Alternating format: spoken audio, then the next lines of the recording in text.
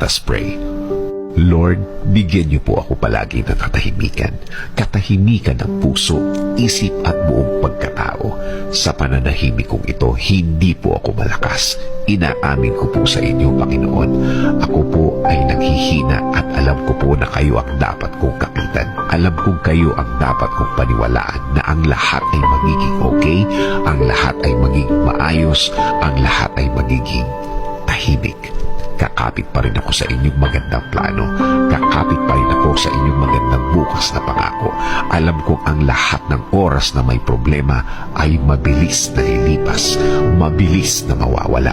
Alam ko din, Lord, na hindi ibig sabihin na wala akong nakikitang nangyayari ay walang nangyayari. Alam kong inumpisahan niyo na akong tulungan sa ibang mga bahagi ng aking problema. Alam kong magiging okay, Lord. Alam kong bubuti ang lahat. Alam kong